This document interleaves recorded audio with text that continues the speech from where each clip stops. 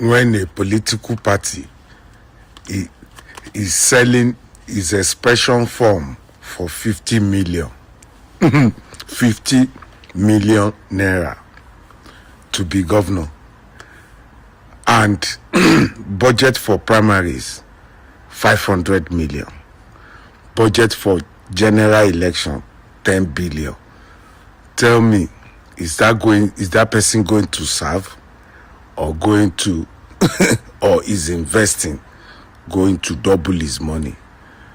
Nigeria, everything done dabaru, even from the onset. May God heal our land. Okay, are we giving the country to this man who we feel is a scam? He suits the country. No. Everybody, go get your PVC. But you know the way social media is.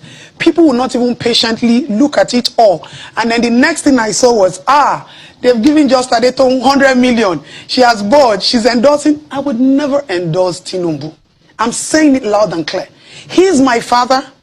My husband worked for him closely. He's like my father-in-law. He owns Lagos State, because this Lagos State practically belongs to one person. I call him my father, and he remains my father, but I would never support his political ambition. I would never do that. Why? Because I feel you lay the lives of people down for your own personal career.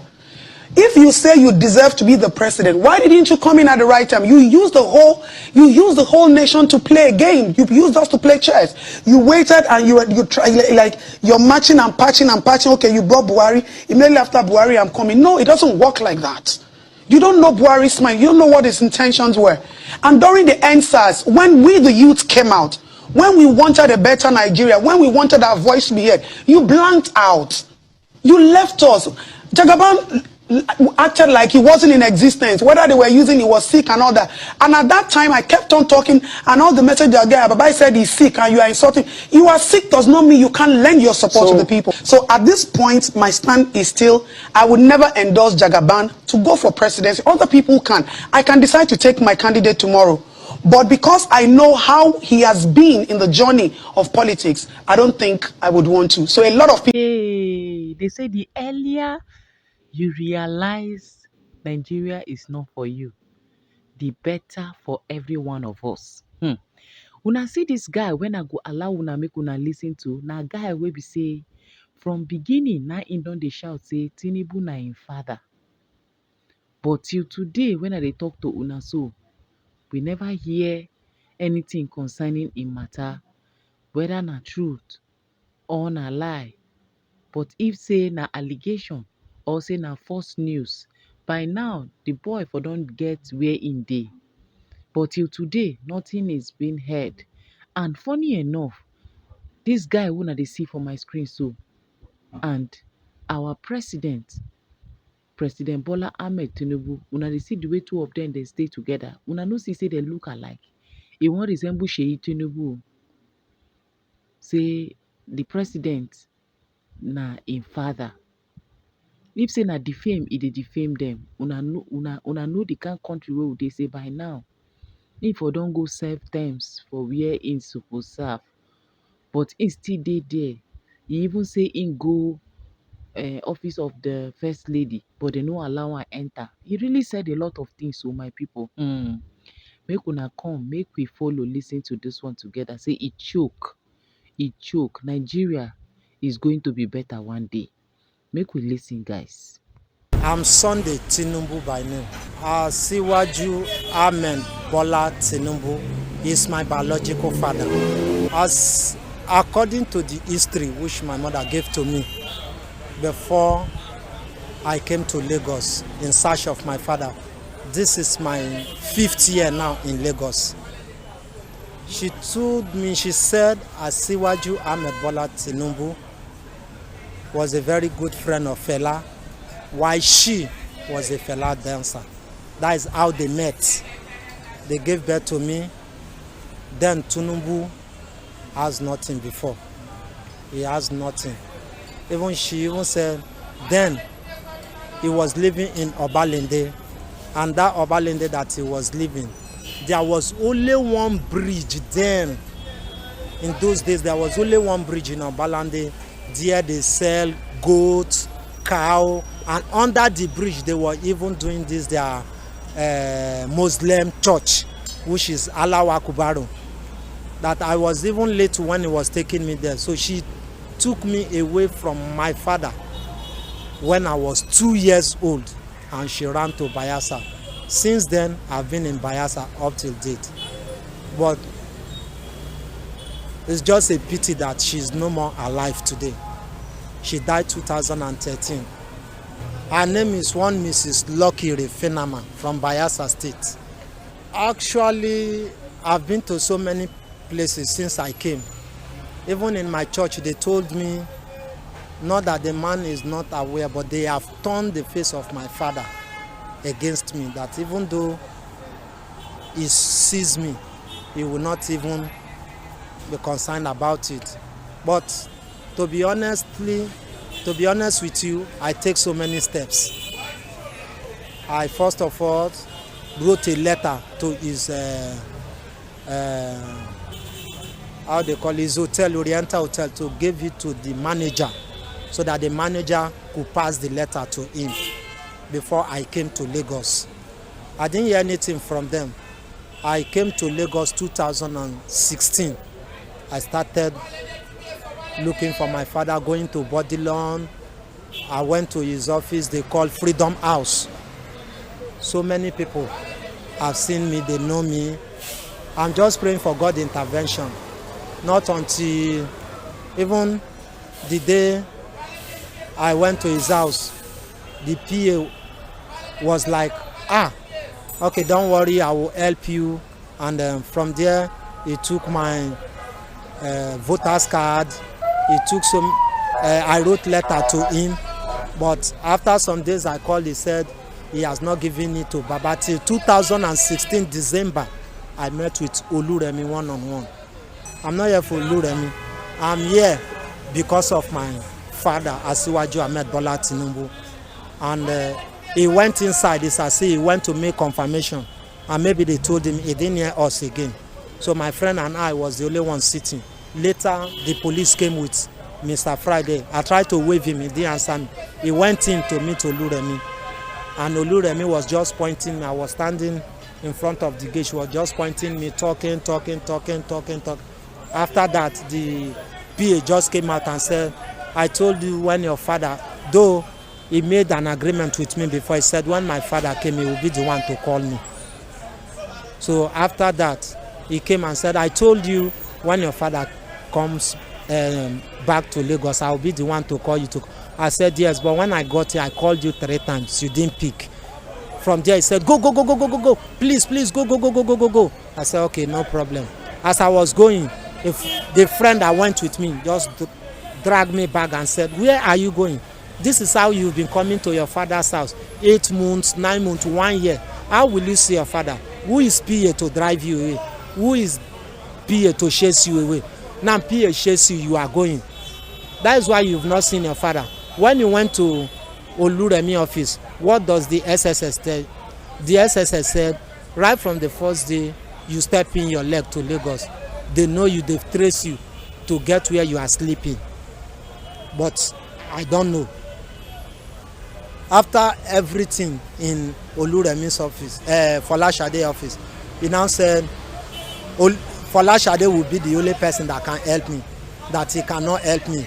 I said, okay, no problem. I left that day. Then he now said, this is something you met Ambode. What does Ambode do? The Ambode said, you should go to your father's house, write a letter, give it to the security, and they will give it to your father, of which I did, and put my passport, my picture inside the letter. So after that, I didn't hear anything. In 2 days' time, I was in Oshodi. I had Aya Assassin came. After that, I went to the body law. She even asked police to arrest me. I've heard so many things. Finally, I heard that she even told my father that my father should never accept me till he died. So now, even though you take this matter to Tinubu, Tinubu will be doing as if he has not even heard. He has not. He does not even know what is going on. So I've been in the street now, suffering, doing how they call it, lawman work, just to sustain in Lagos, because I don't want to thief. I don't want to thief. I don't want to steal. I don't want to do anything bad. I just want God intervention. I'm not here in Lagos because of his wealth. I'm not in Lagos because of his money. All I want from them is just that reconciliation. That is why I am in Lagos. I need that reconciliation. If he said he's not my father, fine, I will go back to Bayelsa. So many people don't ask father, but they live to succeed in life. So many people ask father, but they don't know their father. But today, I thank God my mother told me everything. That is why I am in Lagos. We all can see that she is from Bayelsa State. She would have said, Goodluck Jonathan gave birth to me. Alame Seya gave birth to me. Timi Alaibe gave birth to me. So many people, even Timi Presilva, she would have said he gave birth to me. But she went and pointed Ahmed Tinubu, which I don't even know. I've never even seen him. So I did not come just to claim this man. I came based on what my mother told me. And I have been working since 2016 up till date just to see this man. I will tell you, because when she came up with the issue, even me myself, I told her, please take me to my father. I don't know, because she said when she was even with Tinubu, Oluremi was his girlfriend. So she actually took me away because of Oluremi, so that nobody will kill me. So I don't know her point of view why she took me away from my father. She has her own reason why she took me away from my father. But today, I'm begging Oluremi, wherever she is, let us make reconciliation. Actually, what she told me is that then he does not like to take pictures just because he was an street guy. He was the one that came up with this agboro work. So he does not want to take pictures so that people will not notice him. So she said she does not have picture with him. Apart from picture and all the rest, I don't think there is any other thing. But the proof I got when I started, the proof I've got, at least with what she told me, they are all one. So that proves he is my father. I'm well sure and believe that he is my father. Like she told me, said, that time, he always come to Obalende to do job. You understand? So he will keep me with somebody and come. So she came from back to meet the person. You know, when you have a child with somebody and they've known you all around, when you came, people will be calling your name, mama so, mama so. First of all, let's go to Japan. Now, let me tell you what the Japan government has done. So, the Japanese government has created an official hometown for all Tinubu people called Kisarazu. As in, Tinubu Republic has a hometown in Japan called Kisarazu. So, if you leave Tinubu Republic and you go to Japan, you can go to Kisarazu because it is the hometown of people from Tinubu Republic. Now, they say they want to increase their labor force, you understand? But according to Japanese officials, if you are from Tinubu Republic and you have a proper visa, you can stay anywhere in Japan. But your first point of call should be Kisarazu. Now, if you are a Ghanaian and you go to Japan, you can stay anywhere in Japan. Yokohama, what's the name? Nagasaki, Tokyo, you can stay. But you are a Tinubu person there. Kisarazu is your first place. That is your hometown. Now, let me tell you what I think. If you keep some people in a particular place, it is easy for you to control them. So that hometown, you will soon start seeing Igbo king, Yoruba king, Edo king, hey, Well, so if you're a Tinubu person and you're in Japan now, you have no problem because you have your hometown there. The Japanese government has built your town for you so you can go to Kisarazu. But Kisarazu also has a problem. That is because it is prone to natural disasters. Well, so Tinuburians, you go to Japan, they have, so like this is a good initiative. You understand? But for me, I don't know what to say. You keep people in one place, it is very easy for you to control them, to watch over them, and so me, I don't know what to say. Some of them will say it is good, but to me, it is not good. Like to go, like it's not even like for all Africans, for only them. Well, so you have an official hometown in Kisa. When I hear the way Julius Malema finished this, see the way he spoke, I wish Tinubu would watch this video from the beginning to the end. I love the way he fire to fire. Watch this. A three-man and Senate President, Godswill Akpabio. This is a period when life becomes more challenging than usual. A time when one faces a sea of troubles. Now, 56 prominent civil society organizations, CSOs we call them, have called on the Senate President to step aside following a Court of Appeal ruling in Calabar that upheld the conviction of Professor Peter Ogban for electoral fraud committed in 2019. That's concerning the Akwa Ibom Northwest senatorial election. The CSOs who insist that the ruling, which questions the legitimacy of Akpabio's mandate, means he, Senator Akpabio, must temporarily step aside. The coming days are interesting ones, BKO. Why should they step aside? Why? Why? This is the height of. This is. It has reached a point now that even so-called CSOs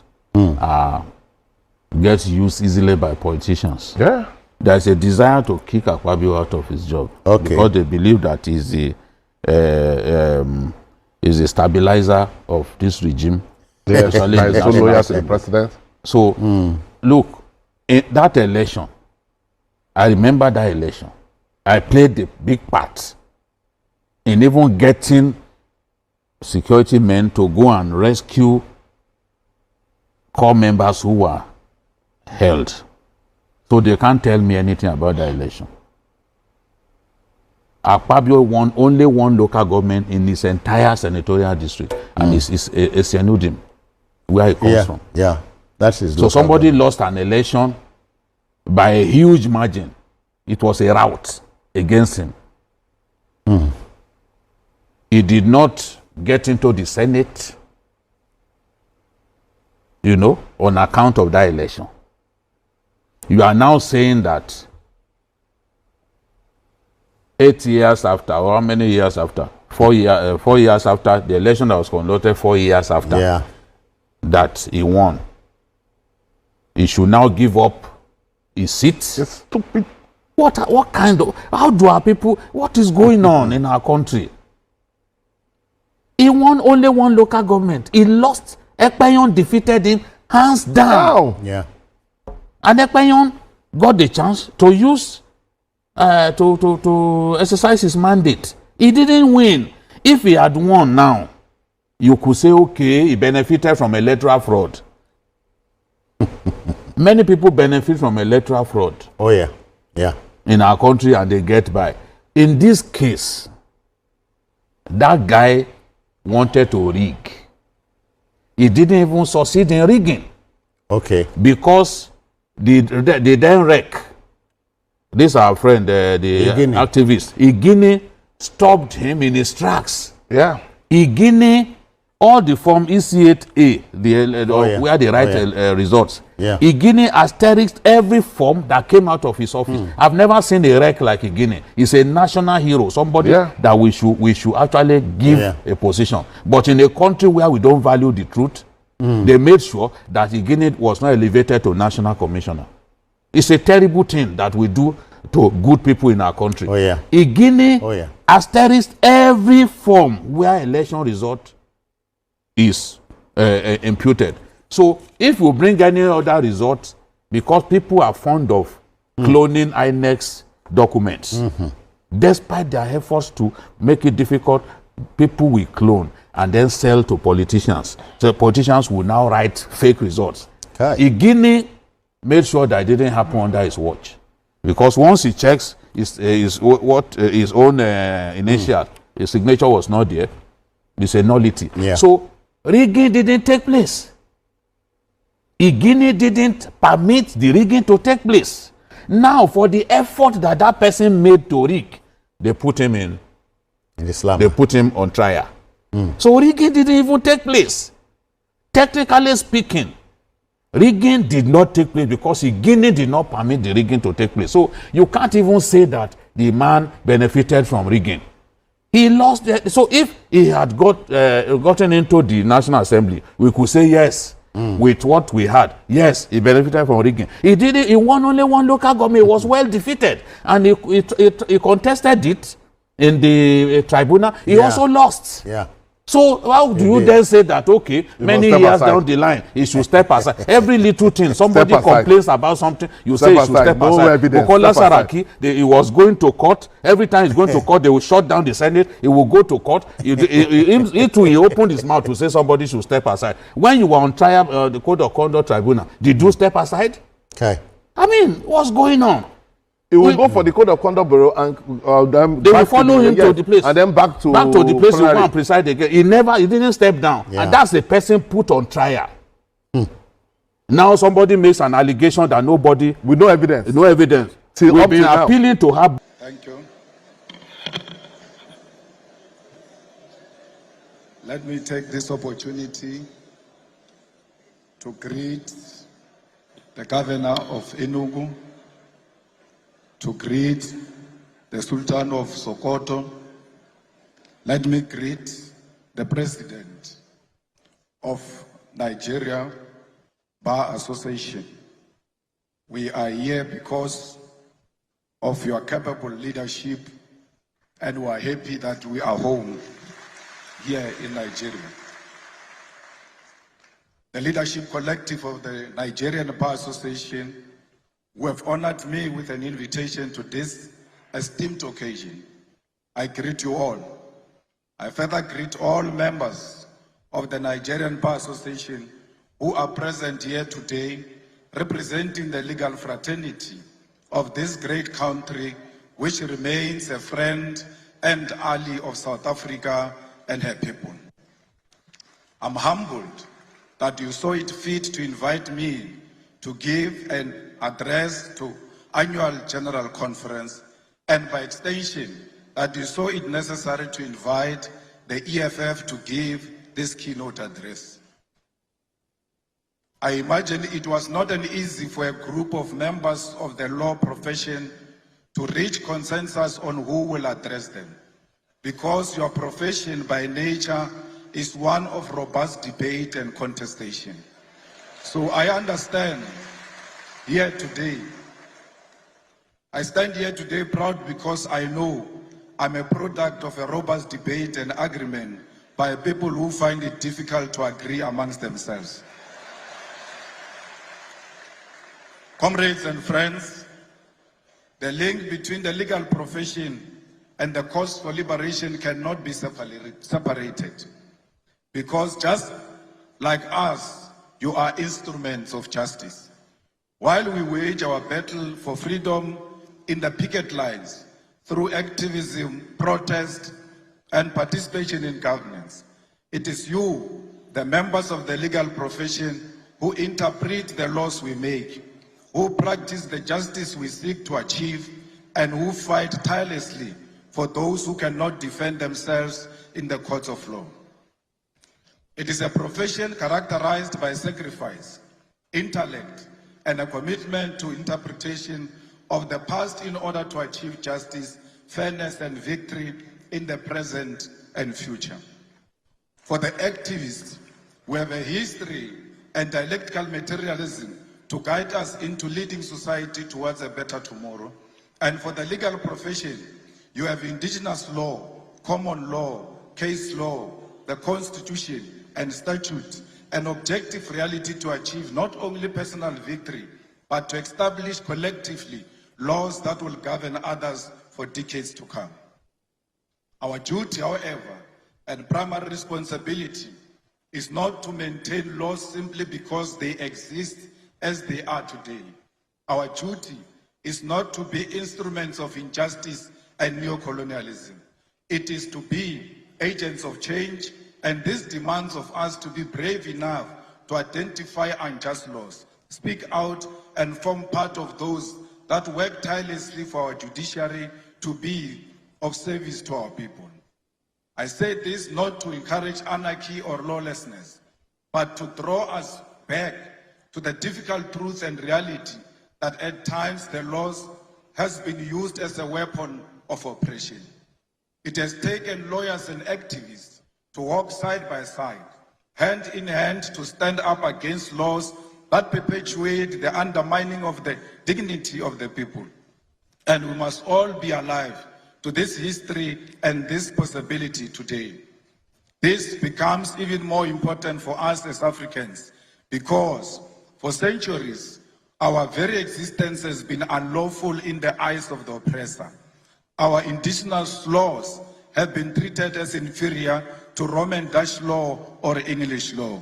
To be an African has meant that for generations, we are not worthy of the laws and the rights that make us human beings. And for that reason, it was legal to abuse us, to enslave us, to steal our mineral wealth and oil, and to destroy and kill our heritage, history, and even our lives.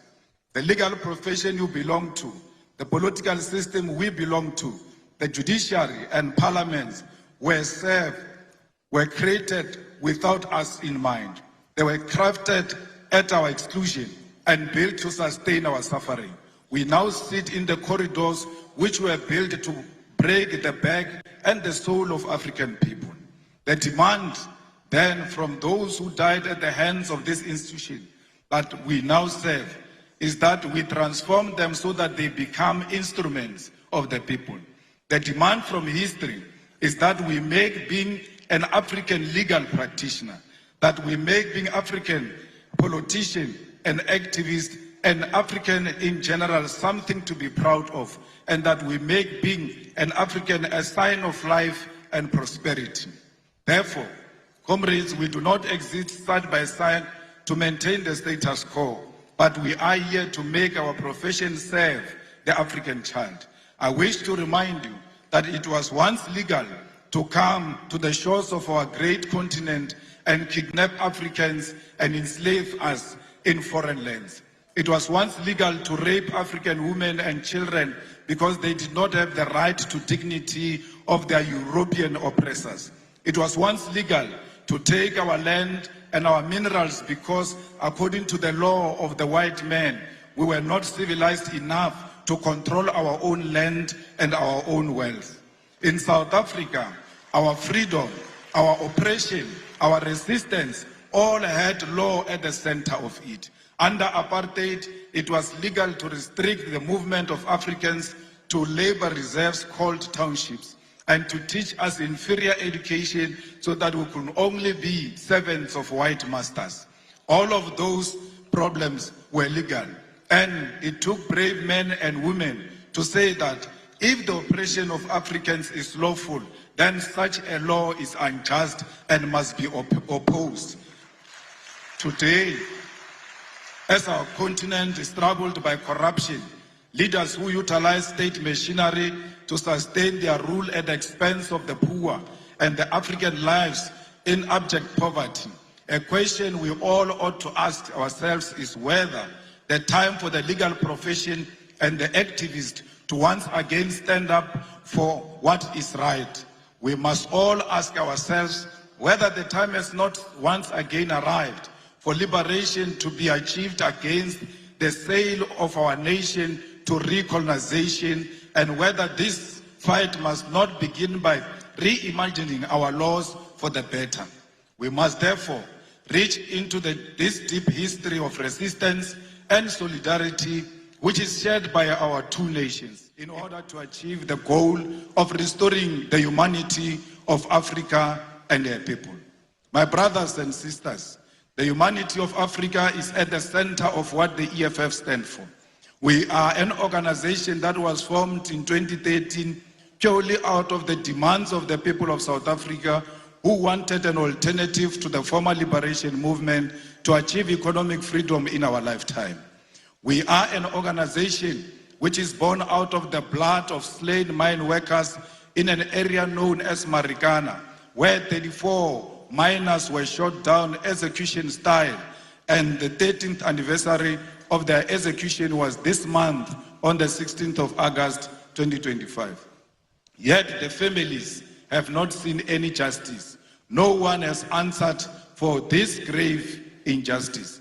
It is out of this deep pain and disregard for African life that workers, miners, gardeners, petrol attendants, street dwellers, university students, professionals, and ordinary people of South Africa demanded that we form the economic freedom. We were formed to complete the liberation struggle, which was faced by compromised, betrayal, and corruption of the mission for the return of the land for South Africa to the hands of the people. As a result, we base our struggle on these lived realities, and we are guided by a scientific ideological outlook of Marxism, Leninism, and the teachings of Frantz Fanon. Fanon in the context of Africa becomes most important as we faced with a continent that is becoming more and more dependent on the former colonial master, and our liberation movement abandoned the struggle which led to the formation in favor of life of opulence while the people suffer. We are Marxist because we believe in the inherent need of an alternative economic system to capitalism, and we use the science of dialectics to wage our struggle for liberation. We are Leninist because we believe in the need for a vanguard party of the people to lead the struggle, one which believes in internal democracy and the waging of struggle in parliament, the judiciary, and at the grassroots level. We are anti-capitalist, anti-imperialist, anti-racist, anti-sexist organization which believes in democracy and socialism as a means of uplifting ordinary masses of our people. At the foundation of the EFF are what we refer to as the 7 non-negotiable cardinal pillars, which are expropriation of South Africa's land without compensation for equal redistribution in use, nationalization of mines, banks, and other strategic sectors of the economy without compensation, building state and government capacity, which will lead to abolishment of tenders, free decolonized education, healthcare, houses, and sanitation, massive protected industrial development to create millions of sustainable jobs, including introduction of minimum wages in order to close the wage gap between the rich and the poor. The Public Finance Management Amendment Bill will in South Africa deal with a problem facing the whole continent, and that is the unregulated borrowing of the money by our government from the World Bank and the International Monetary Fund. This bill, which we have introduced as the EFF, will require that National Treasury in South Africa first seek approval from Parliament to source foreign loans and establish transparency regarding such loans and their conditionalities. The debt trap of Africa to our foreign colonizers must be stopped, and that begins by regulating these loans that our leaders commit future generations to, because they will not be there when the colonizers come to collect. The Student Debt Cancellation Bill is a piece of legislation introduced by the EFF to ease the debt burden of young students who cannot access their qualification, seek employment using their qualification, or pursue postgraduate studies because their qualifications are withheld due to debt. Student debt is an obstacle to the youth who have no source of income because they cannot access their degrees, and equally cannot generate a source of income because they cannot prove that they are qualified due to their qualification being withheld. The need to unlock this qualification possesses a major opportunity to grow our expertise in our country and promote education to be at the center of a developmental objective. Insourcing bill seeks to do away with the exploitation of labor brokers and consultancy firms which are draining the public finance of government in South Africa. In our country, the most basic of service which ought to be conducted through internal capacity are done on contractual basis and at inflated prices. The policy of outsourcing is at the center of corruption as politicians establish companies to provide services such as cleaning, security services, accounting services, maintenance services, and many more to government at a ridiculous rate. How can you issue a tender to buy toilet paper? How come Director General doesn't know where the toilet papers are being sold and go and buy the toilet papers himself instead of issuing out a tender that is unnecessary? There are certain things that can be done by the government without involving the outside players. We don't want alcohol advertised in South Africa because they advertise alcohol through the means that is not a true reflection of alcohol. Why are you not advertising alcohol with drunkards and show people what alcohol will do to them? It cannot be that alcohol is advertised only with beautiful people at the beach. It must be a true reflection of what this will do to you. We have done the same before by banning the advertisement of cigarette in South Africa, and what is to follow is alcohol. The EFF is also engaged in many other programs that seeks to empower our own communities and make sure that there is local procurement. Why should a prison in Enugu should go and buy vegetables in Lagos? They must buy where they are to promote local economy and to promote their own economic growth.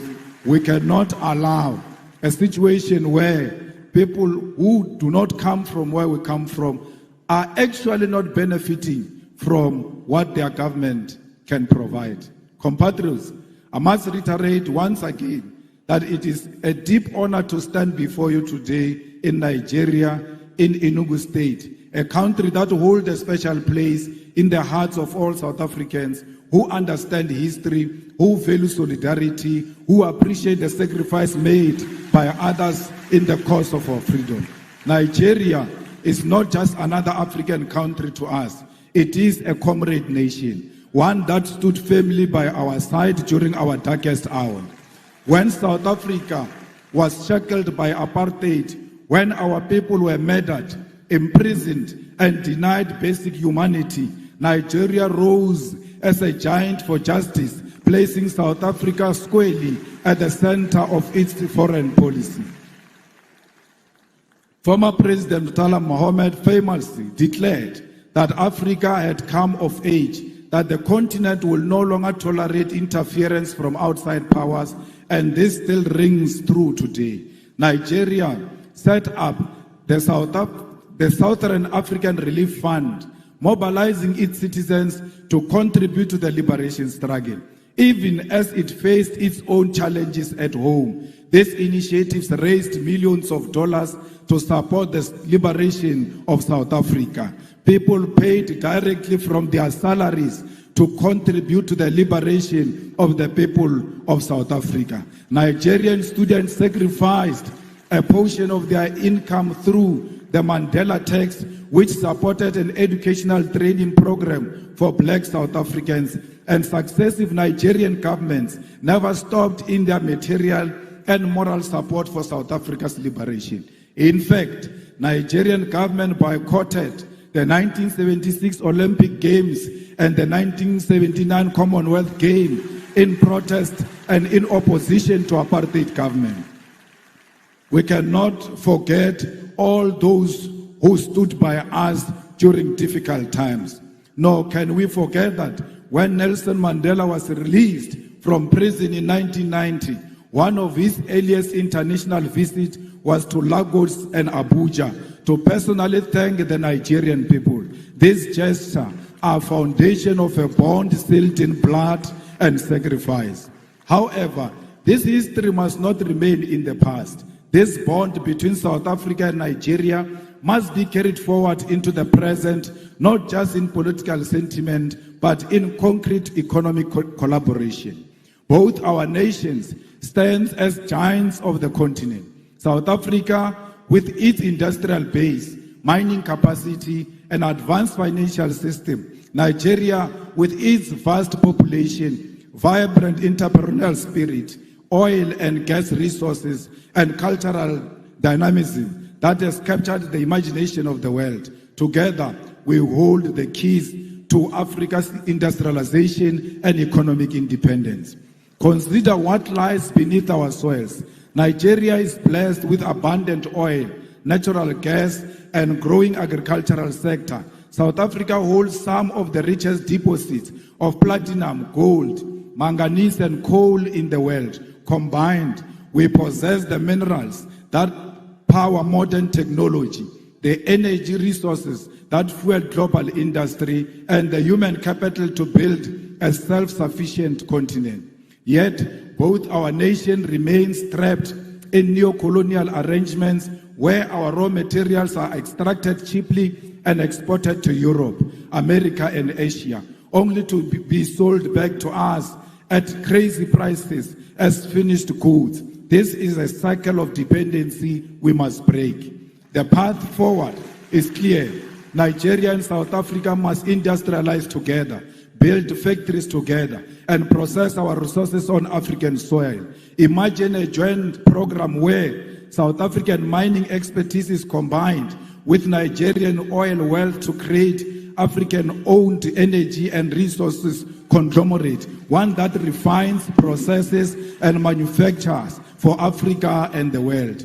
Imagine agricultural cooperation where Nigeria fertile lands provide food security for the continent, supported by South African machinery, logistics, and technology. Imagine a collaborative investment in renewable energy, where South Africa's solar potential and Nigeria gas reserves are harnessed to build an integrated African power grid.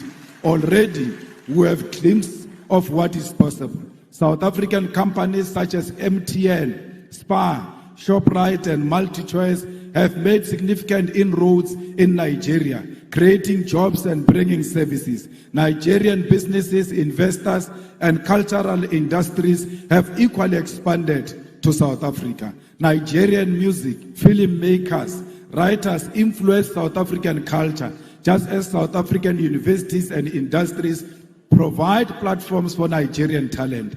But this cooperation has been uneven and at times marked by suspicion and the painful experience of xenophobia.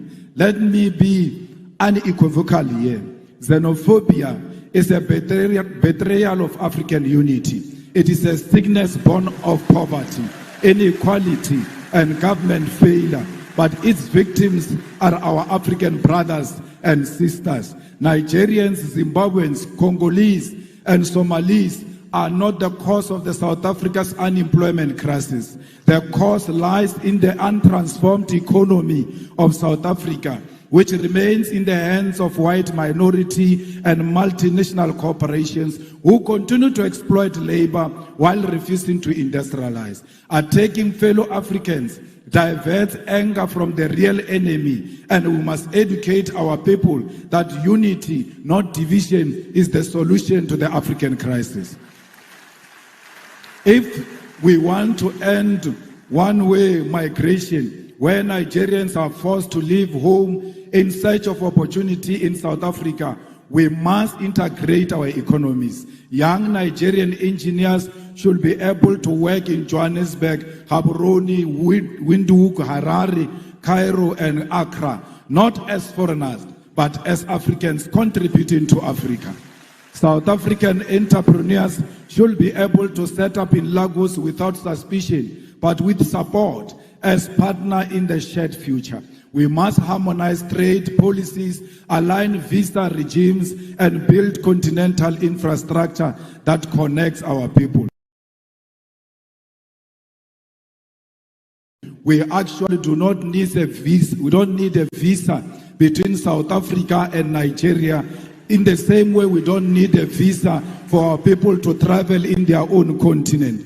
We are one. Both South Africa and Nigeria know the pain of colonialism. Both have faced internal divisions. Both have enjoyed the pressures of global imperialism that seeks to divide and exploit and control us. Both know that the only path forward is Pan-African solidarity.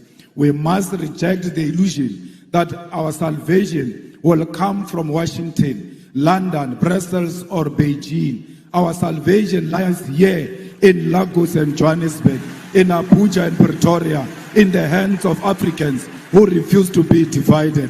Together, Nigeria and South Africa can lead African continent free trade area, not as a paper agreement. Country, please, if government work, if they cannot protest, we Yalaga, we go up our nyash, we go up our breast, we go protest.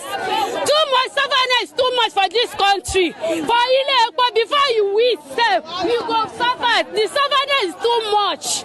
Please, Maja, find solution for this things.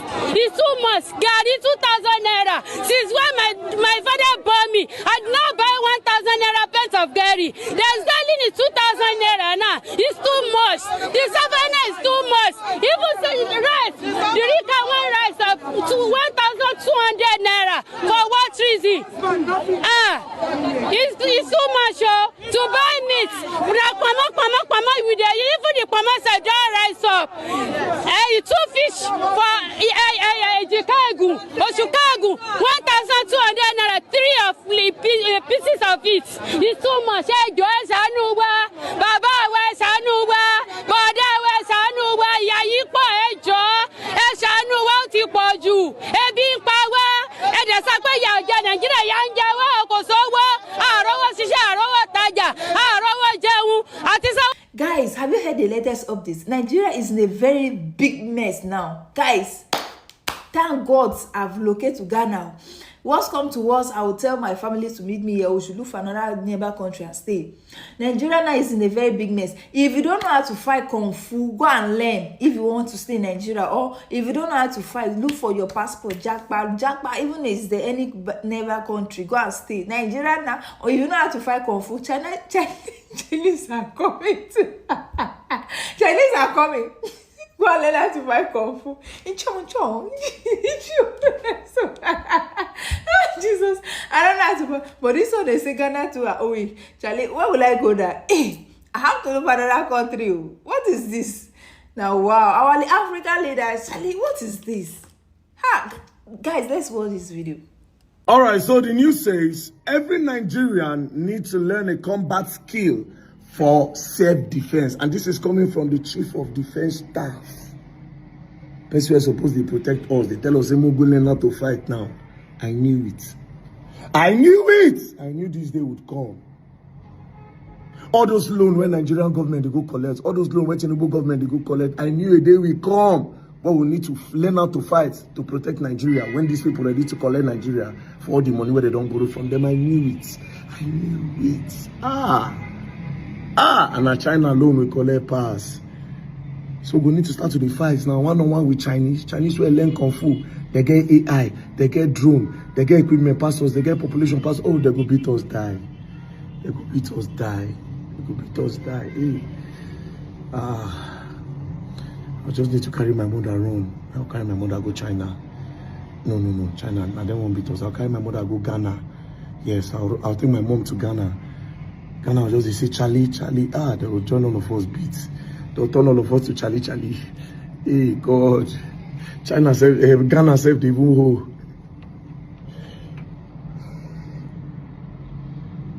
All those loans went to Tinubu government, they go collect 120-something billion for Coastal Highway. Coastal Highway, they never say do amount to today. These people collected loan for the Coastal Highway. Up to now, it has been abandoned. Because make it make sense. These people are thieves. Make it make sense. A lot of roads for Nigeria are no good. We now leave all those ones. We now not feel reconstruct them. A lot of major roads in Nigeria are bad. We now go collect loan to do a new road. Now we don't abandon them. Meaning say that money don't go. Since this Tinubu regime starts, now they borrow left, right, and center. These same scammers, I call them scammers because it is fraud. These politicians are fraudulent. APC people are fraudulent. Now listen, this same APC regime, they say they won't stop fuel subsidy, right? So that they'll use the money because billions, they are using billions of dollars to pay for this subsidy. So they are going to stop it and use that money to develop the country. They stop and finish. They still they borrow. I knew they would come with Chinese. Oh God. Now they won't come collect the money. They say we're going to learn how to fight. Hey God. Hey God. I'll carry my mother go Burkina Faso. Yes.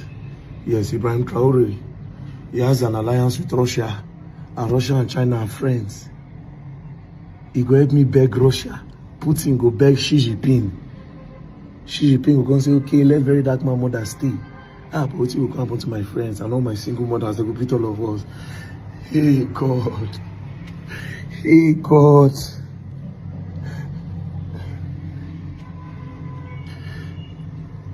Me and that wicked pikin will do the same training camp. Make I get opportunity to conquer that boy. Because if you follow enjoy this money, I dey see you now. If you want to carry umbrella, only you just the chill. Meeting where government for follow wicked go for China, they carry you go. This country, they don't turn out to anything. They don't turn out to anything. The country is slowly going down. And let's take the cruise aside. The country, they crash. The country is crashing. People don't care whether you voted for me or you didn't vote for me, whether you campaigned for me or you didn't campaign for me, I am the president. The president has spoken. Who are you to talk when President Bola Ahmed Tinubu just tell una say he is the president? Everybody know. Nobody they doubt him or nobody they say you know be the president.